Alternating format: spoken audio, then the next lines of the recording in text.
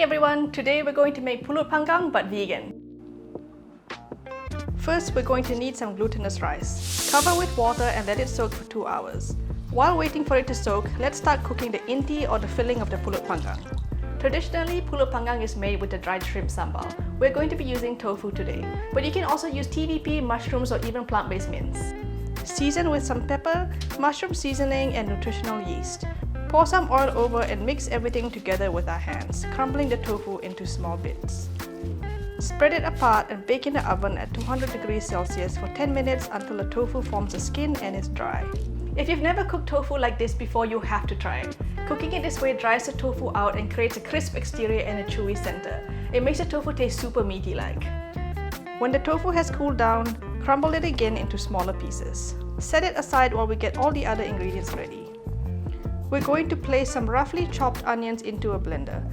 Pop in a few garlic cloves along with roughly chopped turmeric, galangal, and lemongrass. Let's put some seaweed in here too, along with some cumin and coriander powder.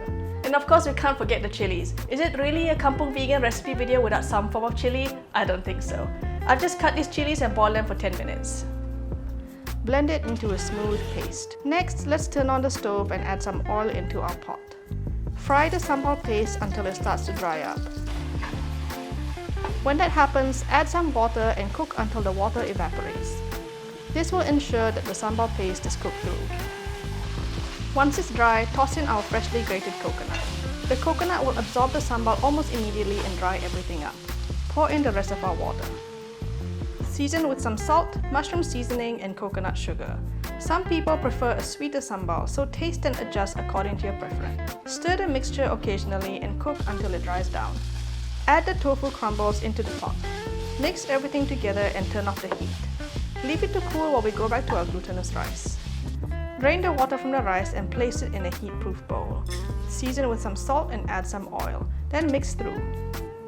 Now this step is a bit different. There's no measurements or anything. Just pour the coconut milk on top of the rice until it just covers everything. No more, no less. Your rice will come out perfect this way no matter what.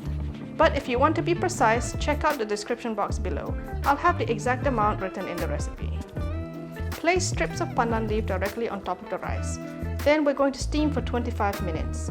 We don't want the rice to be overcooked. It needs to be al dente and have a little bit of bite. Once it's cooked, remove from the steamer and let it cool off a little bit. Let's get our banana leaf ready. Cut it off from the stem. Then we're going to run it over a flame a few times. This will soften the fibers of the banana leaf and make it more pliable, so it won't tear while wrapping. Tear the leaf into 5 by 7 inch pieces, and now we're ready to wrap. Place some of the rice onto the center of the leaf. Press it down to flatten it out. If the rice is too sticky, you can wet your fingers or oil it a bit. Spoon about a tablespoon's worth of filling into the center. Shape it with your fingers so it runs all the way. Then lift both sides of the banana leaf and press the rice together until it forms a log. Wrap the leaf tightly over the pulut. Then fold the edges like this and secure with a toothpick.